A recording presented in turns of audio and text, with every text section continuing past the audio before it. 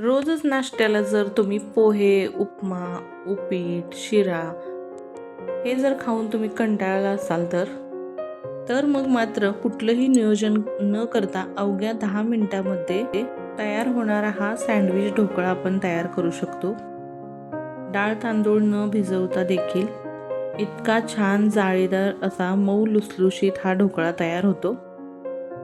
कारण हा आपण इन्स्टंट पद्धतीने तयार केलेला आहे।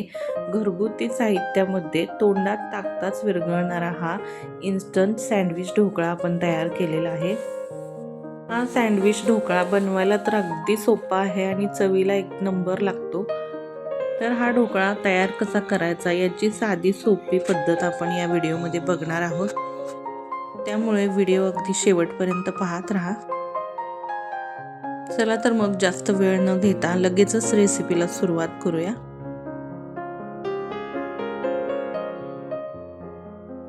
नमस्कार, welcome back cooking and blogging with Bhagyashree मध्ये मी भाग्यश्री तुमच्या सर्वांचं मनापासून खूप खूप स्वागत करते।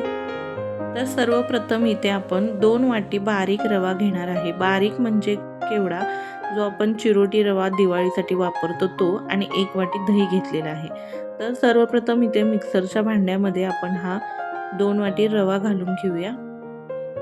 आणि जर तुमच्याकडे बारीक रवा नसेल, जाड असेल, तर तो मिक्सरच्या भांड्यातून फिरवून घेऊ शकता, पण शक्यतो असा बारीक रवाच वापरा। आता 1 वाटी दही घ्यायचं आहे यामध्ये घालून। आता यामध्ये अगदी 1 टेबलस्पून इतकं तेल घालायचं आहे आणि चवीनुसार मीठ घालून घेऊया।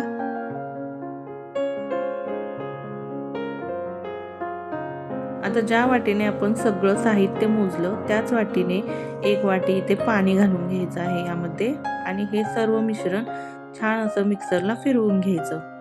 एकसारखं छान असं इथं बॅटर तयार करून घेऊया। तर यामध्ये आपण तेल घातलेलं आहे, दही घातलेलं आहे, पाणी घातले, त्यामुळे हे मिश्रण छान असं मिक्सरला फेटता येतं। हे पहा, या मिश्रणाची कन्सिस्टन्सी अशा पद्धतीची ठेवा। अशा पद्धतीची कन्सिस्टन्सी आहे, आणि हे जे मिश्रण आहे ते आपण थोड्या वेळासाठी झाकून ठेवणार आहोत, जेणेकरून यातील जो रवा आहे तो फुलला जाईल। तर आता आपण सँडविच ढोकळ्यासाठी जी मधली जी चटणी बनवायची आहे ती बनवण्यासाठी साहित्य काय घेतलंय ते पाहूया।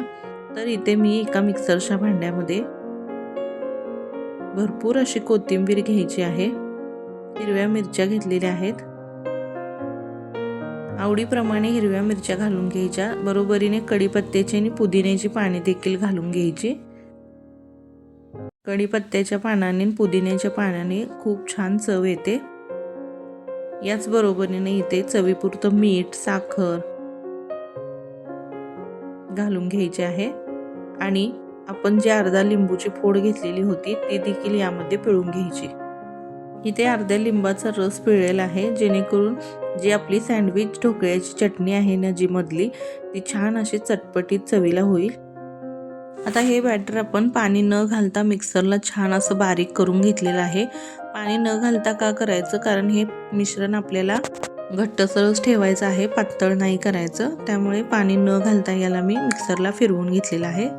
आता पुढची तयारी म्हणजे सगळ्यात महत्त्वाचं, खोलगट कढई किंवा अशा पाटीमध्ये मी इथे पाणी ठेवून स्टँड ठेवलेलं आहे। 2 इंचापर्यंत साधारण इथं पाणी ठेवलेलं आहे, आणि झाकण ठेवून हे पाणी आपल्याला उकळायला ठेवायचं आहे। त्याचबरोबर ज्यात आपल्याला ढोकळा बनवायचा आहे त्या ताटाला मी तेल लावून घेतलेलं आहे, आणि ते ताट देखील या पाण्यामध्ये गरम होण्यासाठी ठेवून दिलेलं आहे। आता यावरती ताट झाकून ठेवलेलं आहे। आता पुढची तयारी म्हणजे या ढोकळ्याच्या मिश्रणाचे आपल्याला 3 भागामध्ये विभाजन करायचं आहे। त्यासाठी एखादी वाटी मोजण्यासाठी घ्यायची, म्हणजे आपल्याला व्यवस्थित समान भाग करता येतात। इथे मी पहिल्या बाउलमध्ये 1 वाटी मिश्रण घालून घेतले, दुसऱ्या बाउलमध्ये पण मी 1 वाटी मिश्रण घालून घेतले, तिसऱ्या भागामध्ये मी अर्धी वाटी मिश्रण घेणार आहे, आणि जे 2 भाग आहेत ना ते एकदम समान ठेवायचे आहेत। जो तिसरा भाग आहे ना, म्हणजे जे आपण कमी बॅटर घेतलेला आहे ना, त्यामध्ये ही तयार केलेली आपण चटणी घालून घ्यायची, आणि हे छानसं फेटून घ्यायचं, एकसारखं मिक्स करून घ्यायचं। एकसारखं छान फेटून घ्यायचं, म्हणजे हा आपला सँडविच ढोकळ्याचा मधला भाग तयार होतो.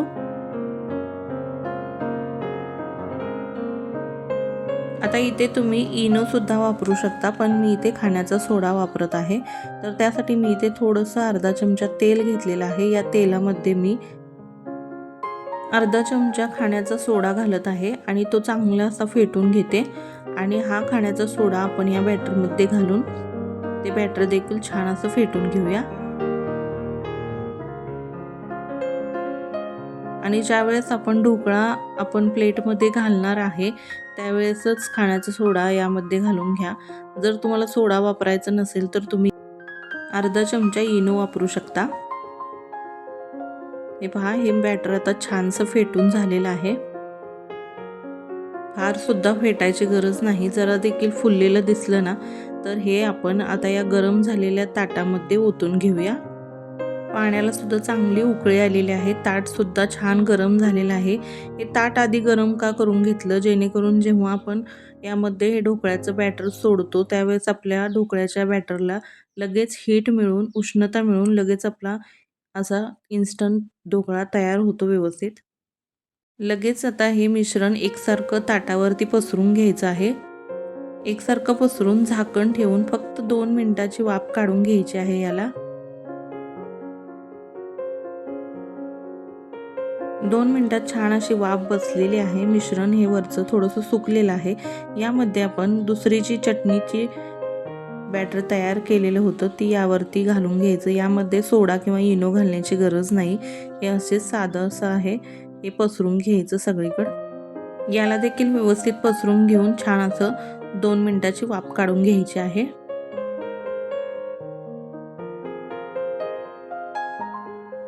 आता इथे 2 मिनिटाची वाफ काढून झालेली आहे. यावरती आपलं जे तिसरं बॅटर होतं ते देखील घालून घ्यायचं आहे. यामध्ये मी खालीच सोडा आणि तेल मिक्स करून घेतलेलं आहे. मी कधी पण ढोकळा तयार करताना डायरेक्ट असा सोडा किंवा इनो वापरत नाही. तो तेलामध्ये छान फेटून घेते आणि मगच बॅटरमध्ये घालते. याचं कारण असं की इन्स्टंट जेव्हा आपण ढोकळा तयार करत असतो त्यावेळेस लगेचच त्याला अशी भरपूर जाळी तयार होण्यासाठी ही पद्धत तुम्ही देखील नक्की वापरा. आता हे सर्व मिश्रण यावरती एकसारखं पसरून घेतलेलं आहे. आता हे तिन्ही देखील थर लावून झालेले आहेत. इथं 2-2 मिनिटाच्या अंतरावर 3 देखील थर लावून झालेले आहेत. आता हे मिश्रण आपल्याला 8 ते 10 मिनिटासाठी साधारण शिजवून घ्यायचं आहे, वाफवून घ्यायचं आहे. आता इथे बरोबर 8 ते 10 मिनिटं मी हा ढोकळा चांगला वाफवून घेतलेला आहे. इथे मला छान असा फुललेला ढोकळा दिसत आहे. तुम्हाला जर चेक करायचं असेल तर टूथपिक किंवा सुरीच्या साहाय्याने हा चेक करू शकता. आता मी ताट खाली काढून घेते. आता हा ढोकळा आपल्याला पूर्णपणे कोमट व्हायची वाट पाहायची. इथे कोमट झालेला आहे आणि हे पहा, हाताला देखील जरा सुद्धा चिटकत नाहीये. व्यवस्थित छान आता हा ढोकळा आपल्याला कोमट झाल्यानंतरच कट करून घ्यायचा आहे. गरम गरम असताना ढोकळा कधीच कट करायला घेऊ नका, तो व्यवस्थित कापला जात नाही. सर्वप्रथम याच्या कडा मोकळ्या करून घ्यायच्या आणि मग हा ढोकळा कट करून घेऊया. तर हे बघा, तुम्ही बघू शकताय किती स्पॉन्जी मऊ लुसलुशीत असा आपला इथे ढोकळा तयार झालेला आहे. अवघ्या 10 मिनिटांमध्ये बनवून तयार झालेला आहे. कट करताना सुद्धा तुम्हाला कळत असेल की किती स्पॉन्जी मस्त असा मऊ लुसलुशीत हा ढोकळा तयार झालेला आहे.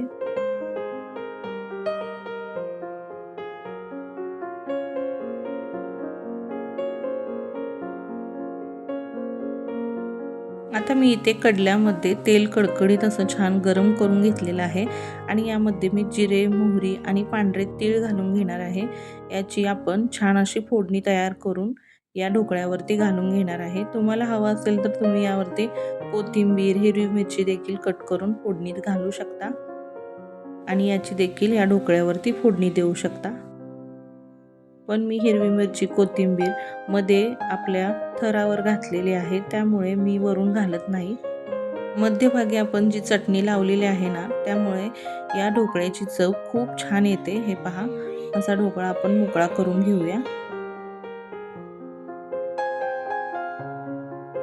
कारण या चटणीमध्ये आपण छान असा चटपटीतपणा आणलेला आहे, त्यामुळे वरून जास्त काही घालण्याची गरज नाही. आणि हा ढोकळा तुम्ही असा नुसता देखील खाऊ शकता किंवा यासोबत तुम्हाला हवे असेल तर हिरवी चटणी देखील करू शकता. पहा किती मस्त मऊ स्पॉन्जी असा झालेला आहे. कढीपत्ता, लिंबू, मीठ, साखर, कोथिंबीर, हिरवी मिरची या सगळ्याची चव यामध्ये उतरलेली आहे.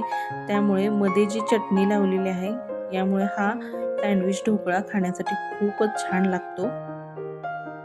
हा ढोकळा आपण खाताना सुद्धा घशात अडकत नाही, कारण आपण घेतलेले प्रमाण योग्य आहे. व्यवस्थित छान पद्धतीने आपण इथे प्रमाण सांगितलेले आहे. तुम्ही देखील अशा प्रमाणात इथे ढोकळा करून पाहू शकता.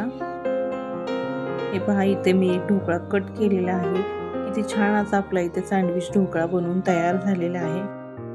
अवघ्या 10 मिनिटात इथे आपला हा ढोकळा बनवून तयार झालेला आहे.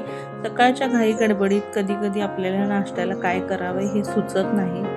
उद्याच्या नाश्त्याचं नियोजन नसतं. अशा वेळी तुम्ही झटकीपट अशा पद्धतीचा हा सँडविच ढोकळा तयार करू शकता.